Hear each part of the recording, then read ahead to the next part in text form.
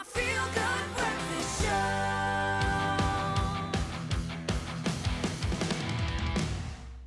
Yeah, that's the guitar riff we need to see in this discussion. Time to turn our attention to the rugby magic of this weekend, brought to you by the very proud and very happy sponsors of the 2023 Rugby World Cup, TOTALENERGIES.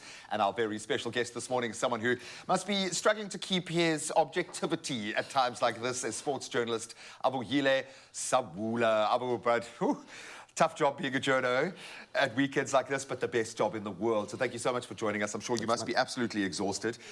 We're going to wait just a moment. We're going to just enjoy the glow of the Springboks and talk about some of those other quarterfinals. Wales and Argentina. What a tussle.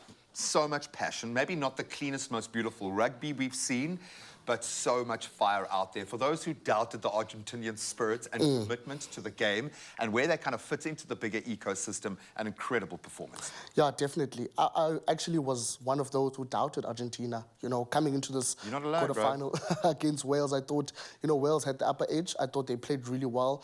Dan Biggar really controlled the team at fly half. You know, they have, you know, strong forwards. They have a strong outfield, players like Louis Reed-Zammit, you know. So I thought Wales had it. You know, I thought Wales were going straight to the semi-final. On paper they did. On paper they did, but, you know, Argentina, you know, Argentina, they like to play on scrappy ball, on loose ball, and they did exactly that against Wales. You know, they were trailing at halftime 10-6, came back in the second half, really stuck through, really made sure that, you know, they get that win. You know, and that interception in the final minutes of the game, that just sealed it up, you know. And, you know, it's nice to see, you know, them going to the semi-finals against New Zealand, a team that they've beaten before, so it's not... I was going to say, thank goodness we've had these pre-World Cup shock results. Exactly.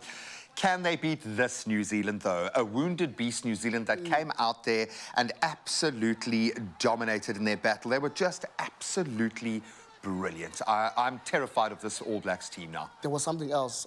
They were brutal, they were clinical, they were dominant. You know, I think those are some of the words that sum it up. And I heard someone saying that this is the best performance they've seen New Zealand play in the World Cup cycle in the past 4 years, which is something that can be true, because if you remember in the 3-match test series against Ireland, they won the first test, they lost the second, and then lost the third test. But this time around, they just looked different. It's a bold, They were confident. They were, you know, they were clinical. Richie Mawunga was even bleeding at the end of the game. That's how serious this game was for them. And, you know, it was nice to see them play like that. And Ireland, you know, the quarterfinal curse continues, I guess. Oh, heartbreaking for this Irish team. And you can see what it meant to those players on their faces, because if there was a time, this was their time. This was the time. But kudos for the All Blacks for just stepping up. Absolutely beautiful against the #1 team in the world.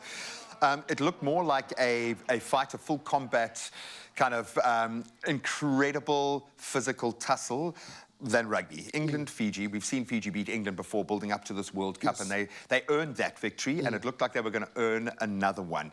How much pressure and... I feel quite emotional thinking about this Fiji side, which is crazy. Yeah. But how much was going on in that match? Because it felt so much bigger than rugby, dude. A lot of Fiji matches in this World Cup, I think, have felt more than just rugby. I think they've managed to win the hearts of many people around the world. And, you know, coming into that game, I was, you know, pro-Fiji, saying Fiji must go. Fiji must, they've done it before, they can do it again. But I think England, you know, they came into the World Cup and no one gave them a chance. Everyone was, you know, rooting them out. Everyone was saying England are not even going to make it to the semi-finals.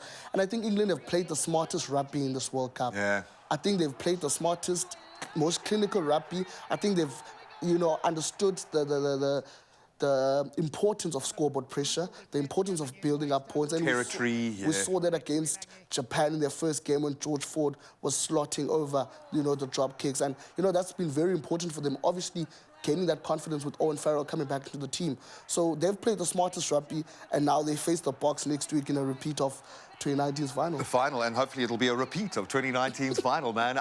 That being said, they don't have those big ball carriers that I can see. They've got some amazing players, but Maro hasn't put his hand up as yet. Courtney hasn't really put his hand up as yet. I struggle to see how they're going to beat the Bop team that won ugly last night. It's one thing winning beautifully. It's one thing winning with the best team on the field with all the right choices happening. Mistakes, I mean, there were about 5 or 6 terrible mistakes on the trot from some of our best players. Looked like all of the replacements were big mistakes and wrong, and then one by one, all of those replacements put their hand up and did something special.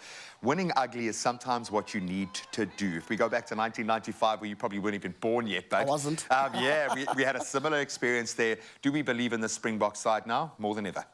There's a sense of belief. I like to believe. I think personally, when I was watching the game yesterday, before the game kicked off, I was like, I feel my heart says the Boks will win, but my head says France will just, edge them out. But as the game went on, I started believing, there was a sense of belief that they could go all the way and win the quarterfinal. And when that final whistle hit and I saw the faces of those players, I was like, this team could go all the way. Yeah. It looks like they can go all the way. I just hope they haven't played their final. Yeah. I just hope it's not a case of if they've played their final, but then again, the job's not done. Yeah, look, sometimes a tournament is won in the quarters or the semis. We've seen that before, but I'm not going to add anything more to that sentence. Of course, there were some individuals who really did have to put their hand up. Abu, thank you so much for joining us this morning. I think Eben Etzebeth, for me, was out-and-out man of the match. They're just this human spirit, but one player in particular saved us that game, and his name was Cheslin Colby, and we're going to get into a bit of a breakdown of his beautiful path to where he is right now. But a game day, of course, is not complete without game day snacks and essential braai items, or maybe a little bit of caffeine if the games are going to be as late as they were last night. So head over to a Total Energy service station right now to top up on fuel, braai, charcoal, firelighters, snacks and drinks for the big game or any day. And you can earn club points that can be redeemed for cashback, helping you save on those future purposes. Just like in rugby, it's uniting our energies that helps us move forward.